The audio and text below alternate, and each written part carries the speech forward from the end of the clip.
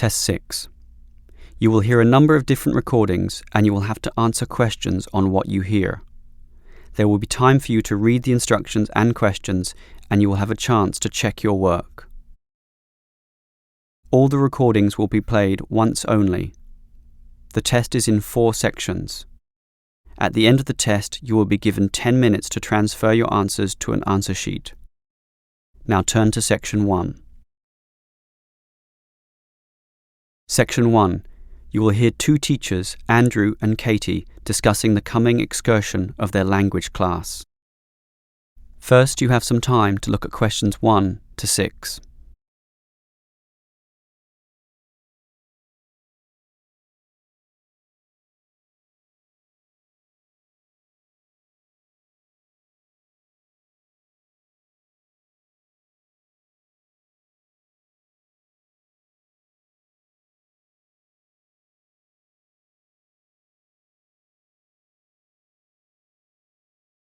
You will see that there is an example that has been done for you. On this occasion only, the conversation relating to this will be played first. Well, we have this school excursion plan, but when exactly is it? Is it this Tuesday or Wednesday? Well, it can't be Tuesday with the English tests taking place. Ah, right, not Tuesday but Wednesday. That's right, all day Wednesday, taking a bus outside the city. The excursion is on Wednesday, so Wednesday has been written in the space. Now we shall begin. You should answer the questions as you listen, because you will not hear the recording a second time. Listen carefully and answer questions 1 to 6. Well, we have this school excursion plan, but when exactly is it? Is it this Tuesday or Wednesday? Well, it can't be Tuesday with the English tests taking place. Ah, right, not Tuesday but Wednesday. That's right, all day Wednesday, taking a bus outside the city. And where are we going? Last month we went to Arthur Island, so this time we're going to the animal park. Arthur Island was okay, but it was too cold. Let's hope the weather for this week's excursion is better. I don't suppose animals care about bad weather, but I certainly do. Have you heard the forecast? Yes, and it's not too bad. Basically, they're saying Monday will be sunny. Good. But then the weather will change. Not so good. Yes, Tuesday we'll have some showers, but by Wednesday, the day of our excursion, it will be, well, their words are cold and cloudy. Cold and cloudy. Well, as long as it isn't wet and rainy, I'm happy enough. We won't need umbrellas, just warm clothing. And what time will we get there? Let's see, the bus picks us up at 8:30 a.m. and then it's an hour and a half on the road, so we arrive at 10 a.m. Sorry, with the 15-minute break, that will actually be 10:15 a.m. That's early enough. Then all our students can see the animals, have their fun, and do whatever they want to do. Well, one fun event planned that day is Birds of Prey. What's that? That's when they bring out several birds of prey, eagles, falcons, kites, those sorts of birds, and throw pieces of meat into the air, and the birds swoop down and eat them. It's quite impressive. Sounds great. Birds of prey. Are there any other activities? There's a catered lunch at the park restaurant. We've already paid for that. And in the afternoon there's... Well, I had a choice between the reptile display and the koala handling. In the reptile display, the students can handle live pythons and various other snakes. Surely they'd rather hold koalas. I'm sure, but the koalas can't be handled unless the weather's sunny, and given the forecast, I thought it better to choose the reptile display. That's a shame. These Asian students would love the koala handling. Yes, I know, but we can't control the weather. And then we get back. What time will that be? We leave the park at 4:30, but then we face traffic, so we won't get back until well after 6 p.m. It will most likely be 6:30. But that's better than the last trip. We didn't get home until 8:30 that time. Yes, that was a bit too late, wasn't it? Before you hear the rest of the conversation, you have some time to look at questions 7 to 10.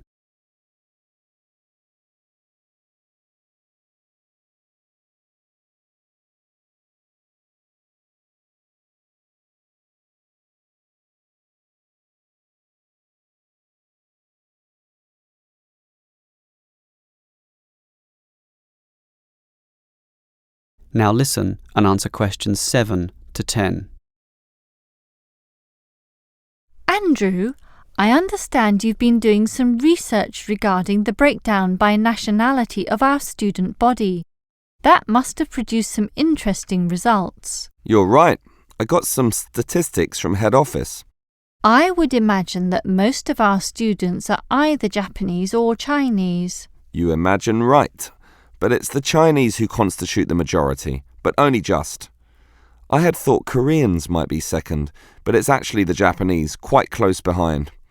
It's somewhat surprising, but obviously all those study tours that our university markets in Japan are bringing in students.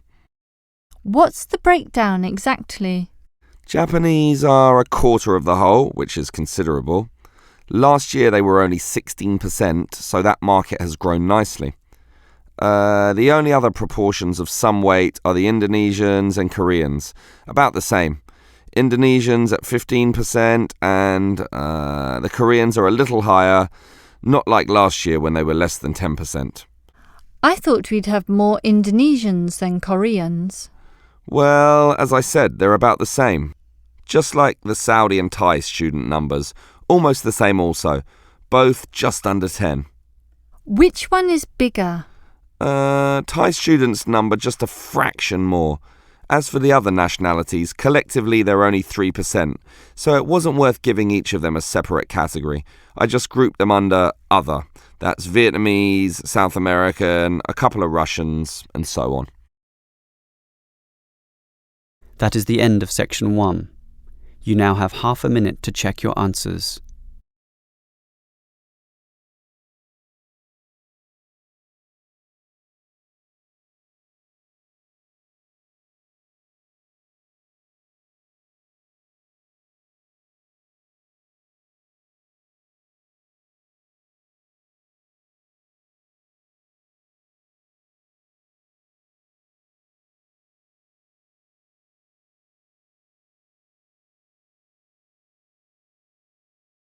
Now turn to section 2.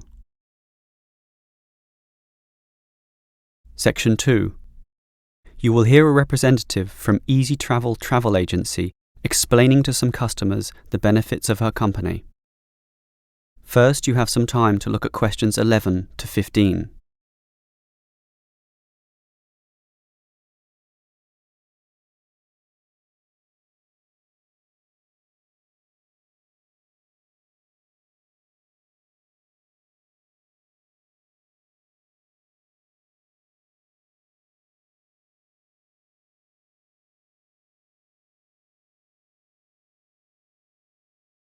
Now listen carefully and answer questions 11 to 15.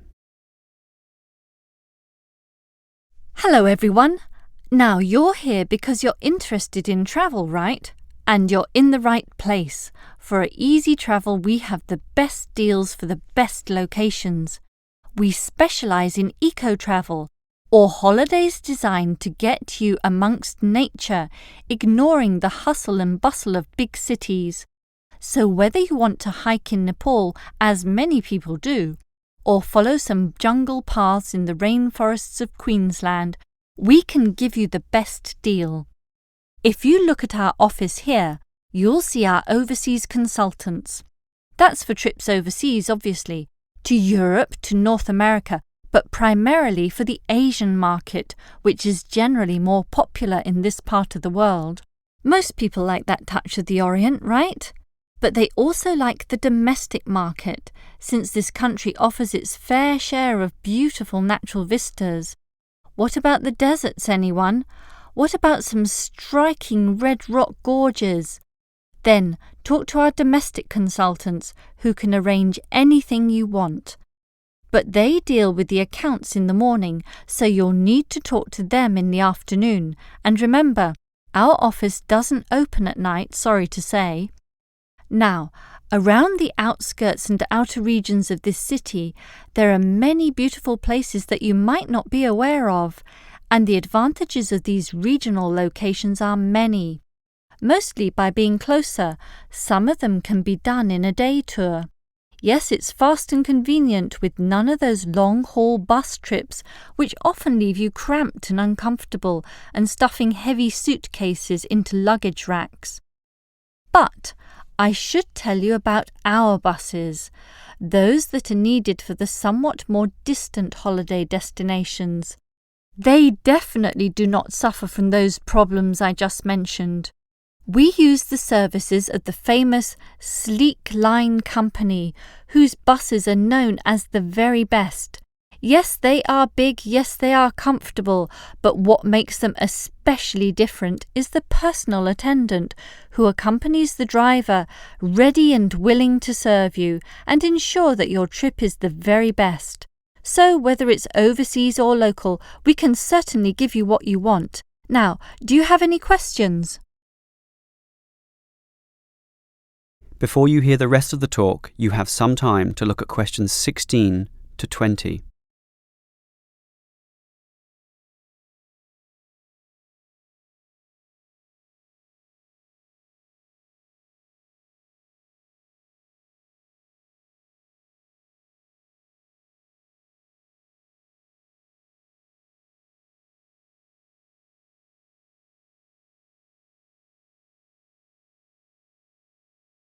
Now listen and answer questions 16 to 20.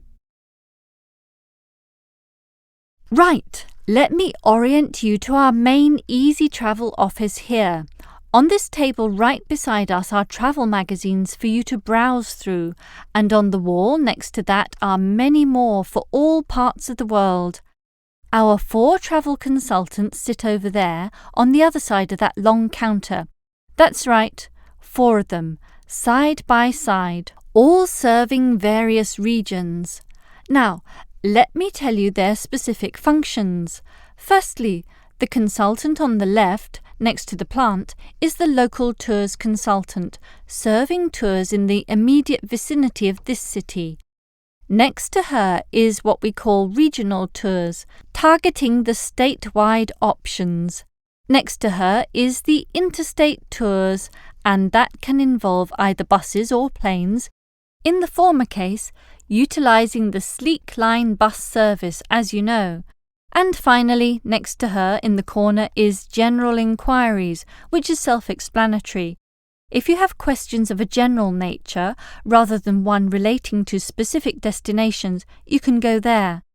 Now, as I said, we can do international tours, and for that you need our big office, just through that door, the one between those 2 plants. However, if your international tour is in the Asian region, which is generally our most popular option, then we deal with that in a separate room, the one opposite international tours, but not the corner one. Just go through that door on the left, the one next to that cupboard. The door next to that is, in fact, our general office, so please don't go through there. That's reserved for staff members only. That is the end of section 2. You now have half a minute to check your answers.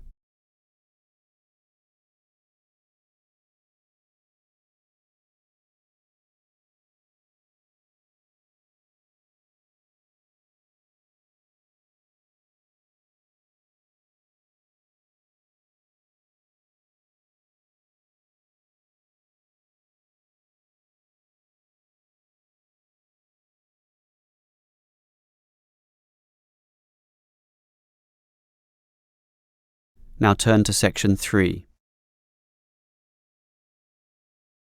Section 3. You will hear 2 students, Sam and Liz, discussing their university orientation program. First, you have some time to look at questions 21 to 24.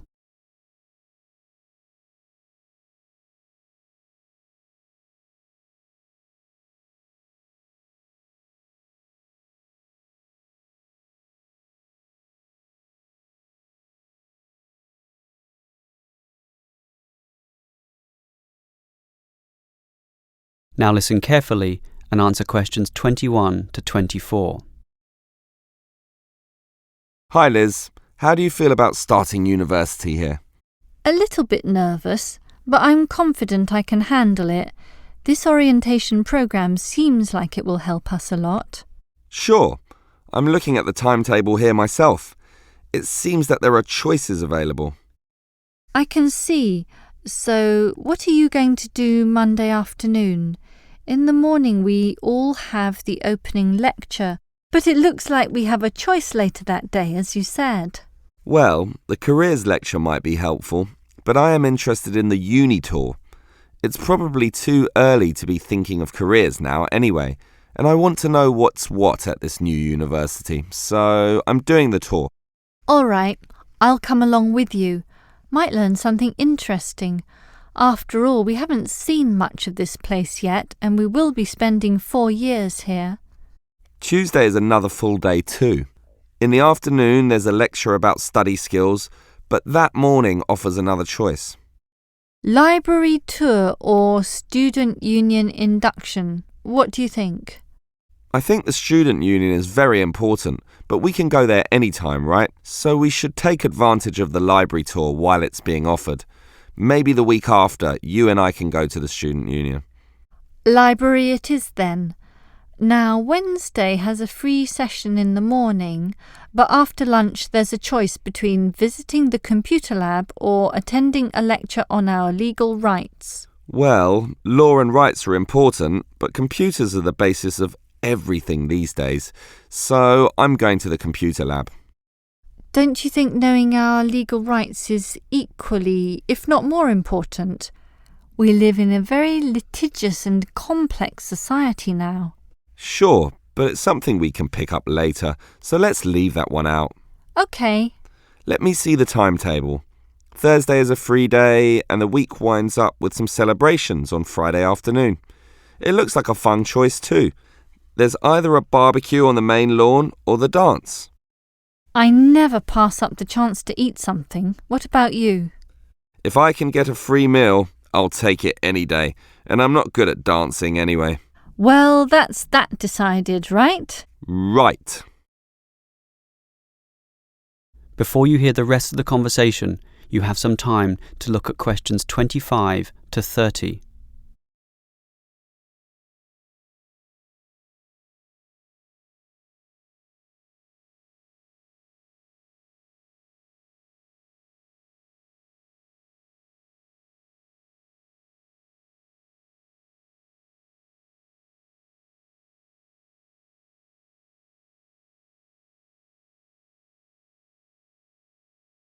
Now listen and answer questions 25 to 30.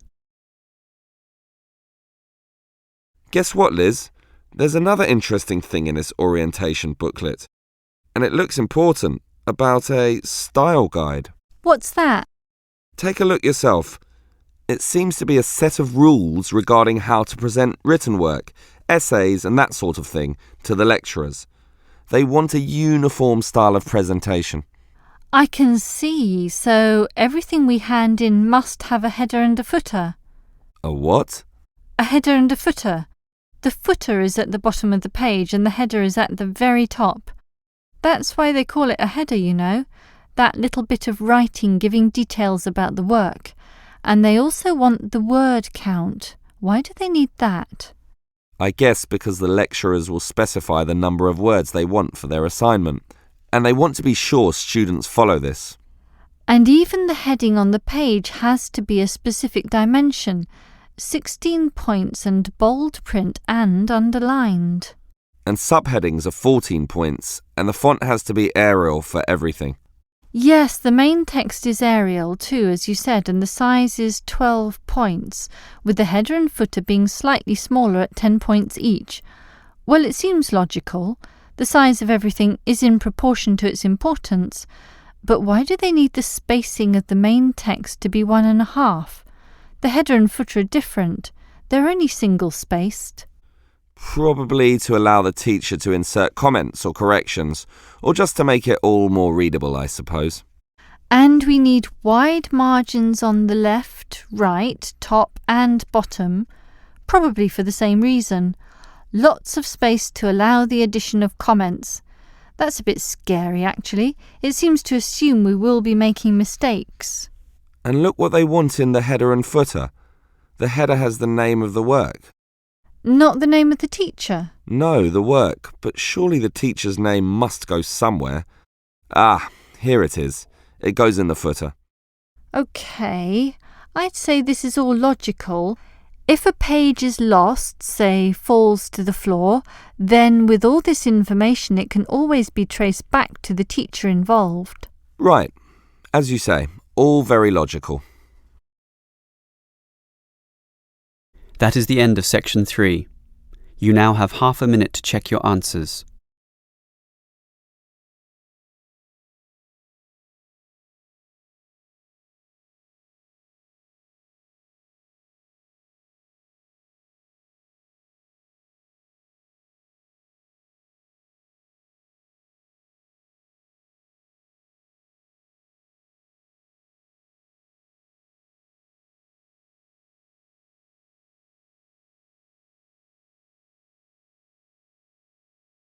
Now turn to section 4.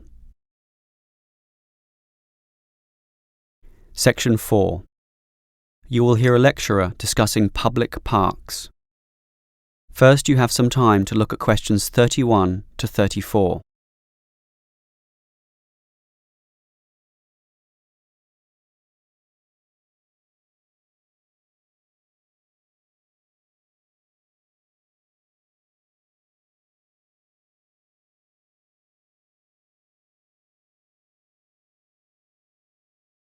Now listen carefully and answer questions 31 to 34. Most of us are familiar with a local park. We spend time there, play there, and have some of our best memories in these places. But what is a park? Basically, it can be defined as a natural, or at least semi-natural, piece of land, planted with a variety of trees, bushes and flowers, protected and reserved for the enjoyment of all citizens. There are usually regulations about the sorts of behaviour that can take place within, and sometimes there are facilities such as children's playgrounds or fields for ball games and other sorts of activities. For this reason, if there is grass, it is kept short, and this also discourages the breeding of insect pests. A well-maintained park actually needs a lot of people to look after it, and more so if the park showcases special plants, flowers or trees, in which case it is called a botanic garden. In complete contrast, if the park is big and remote enough, it is sometimes designated as a wilderness park, to be left completely alone and untouched, protected from all development in order to allow wild species, both plant and animal, to live undisturbed. But it is the urban park, the sort of park that most people are familiar with, that I want to talk about now. These preserve natural landscapes for the pleasure of the urban population, most commonly just for passive recreation. In other words, allowing people just to observe the trees and lie in the grass, and such passive recreation is certainly needed. Before you hear the rest of the lecture, you have some time to look at questions 35 to 40.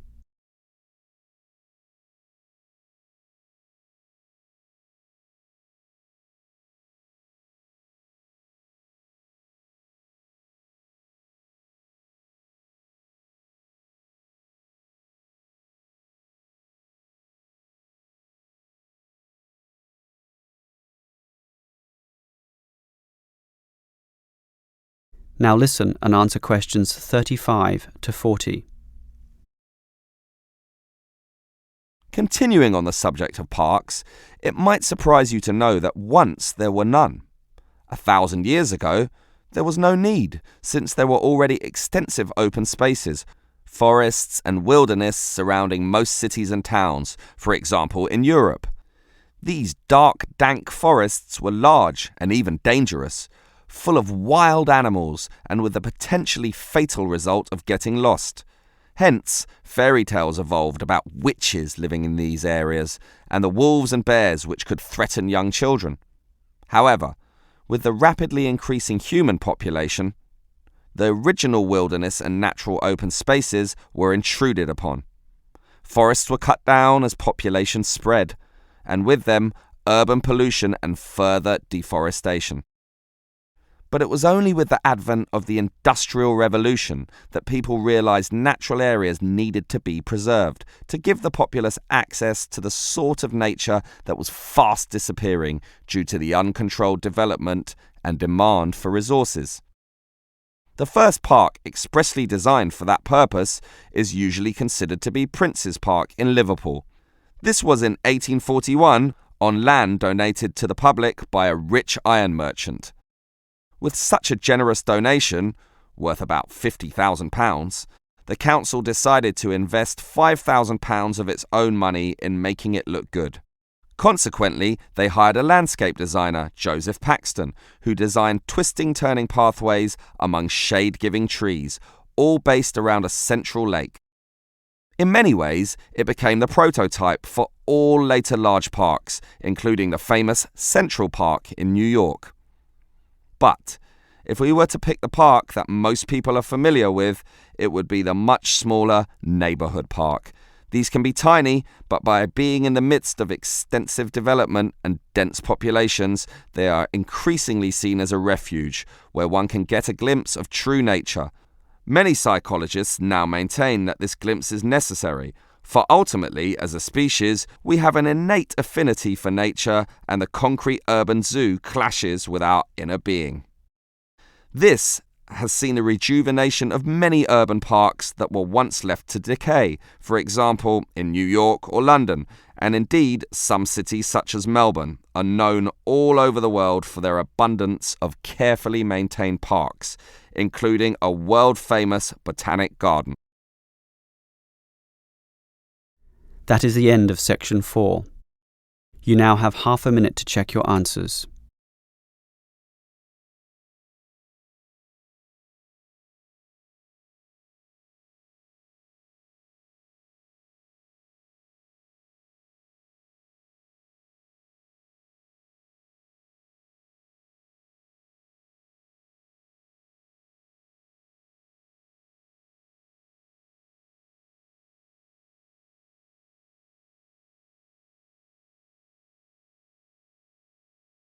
That is the end of the listening test.